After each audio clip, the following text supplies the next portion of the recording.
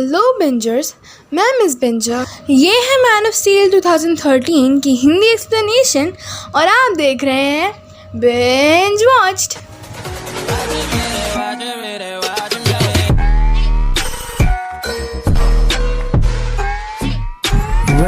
Well अब Marvel universe की movies को A to Z समझाने के बाद हम इस चैनल पर ले आए हैं DC मूवीज की हिंदी एक्सप्लेनेशन, और इसकी प्लेलिस्ट भी हमारे चैनल पर मिल जाएगी जहां DC की सभी मूवीज एक एक करके सीक्वेंस में समझाई गई है।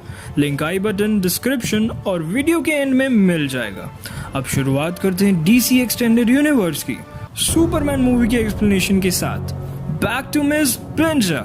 ये कहानी शुरू होती है क्रिप्टॉन नाम के एक प्लैनेट से, जो कि अर्थ से काफ़ी दूर था। वहाँ के रहने वाले इंसान भी अर्थ जैसे ही दिखते थे, लेकिन वो काफ़ी एडवांस एंड पावरफुल थे।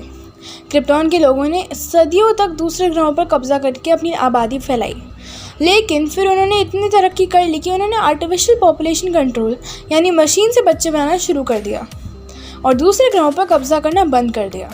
पर क्रिप्टॉन पर काफ़ी साल रहने से यहाँ के रिसोर्सेज ख़त्म हो रहे थे और ये प्लैनेट अंदर से कमज़ोर हो रहा था और बर्बादी के कगार पर आ गया था।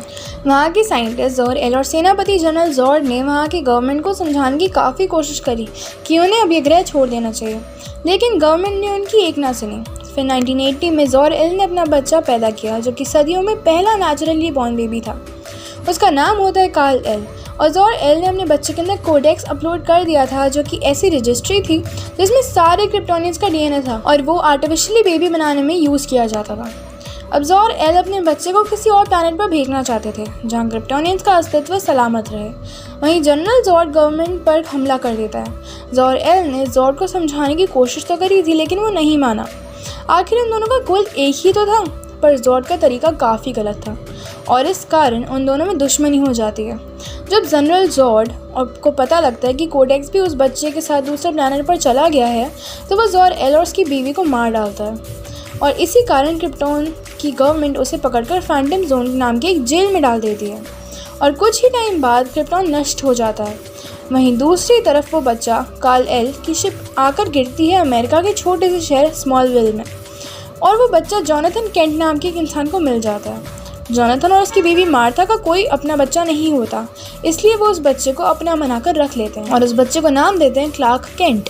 जोनाथन और मार्था उस क्रिप्टॉन शिप को छुपा देते हैं और क्लार्क को कभी भी एहसास नहीं होने देते कि वो उनका खुद का बच्चा नहीं बल्कि एक एलियन है।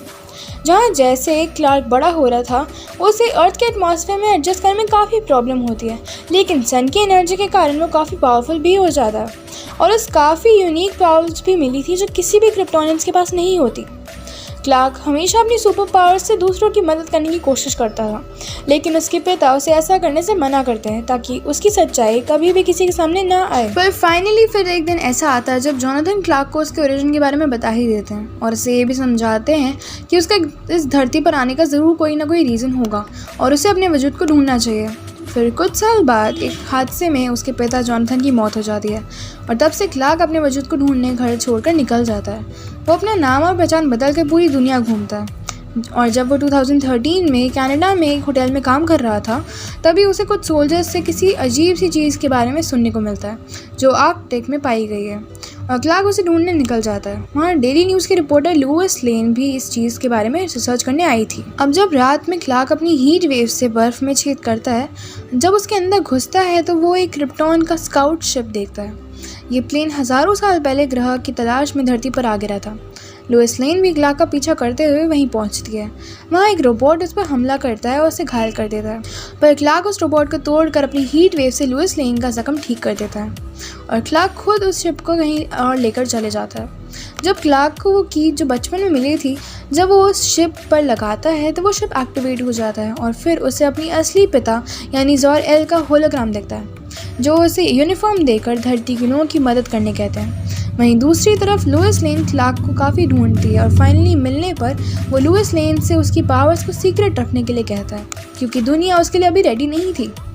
वहीं जनरल जॉर्ड धरती पर आकर वहाँ मिलिट्री को मैसेज भेजता है कि इंसानों के बीच एक क्रिप्टोनियन भेस बदल कर रह रहा है। अगर वो उसे उनके हवाले नहीं करेंगे तो क्रिप्टोनियंस को मजबूरन धरती को तबाह करना पड़ेगा। ये देखकर क्लार्क खुद ही बाहर आ जाता है, पर अपनी पहचान गुप्त रखता है ताकि उसकी माँ को कोई परेशान ना करे।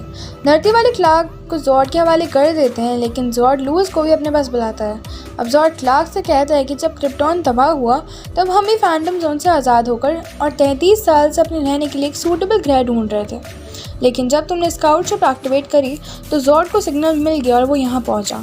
जॉर्ड अपने हिसाब से धरती का एटमॉस्फेयर बदल कर वहाँ कब्जा करना चाहता था, लेकिन इससे इंसान को खतरा था, इसलिए वो जॉर्ड के साथ हाथ मिलाने से मना करता है और लुइस को बचाकर बाहर ले आता है। पर इंसान भी क्लार्क को उनका दुश्मन ही समझने लगते थे, लेकिन वो उनकी मदद कर उनका नज़रिया बदल देता है और सब लोग उसे अपना हीरो मान लेते हैं। उसका नाम रख देते हैं सुपरमैन। वहीं Lois, Superman and military general Zod से लड़ने का प्लान बना रहे होते हैं और जब जनरल जॉर्ड को पता लगता है कि कोडेक्स क्लार्क की बॉडी में ही है तो वो उसे मारने का डिसाइड कर लेता है और वर्ल्ड इंजन नाम की मशीन से धरती का एटमॉस्फेयर को अपने तरीके से ढालने लगता है। ये मशीन पूरे शहर को अफेक्ट कर रही होती है, लेकिन सुपरमैन अपनी पूरी ताकत लगाकर इसे तोड़ देता है।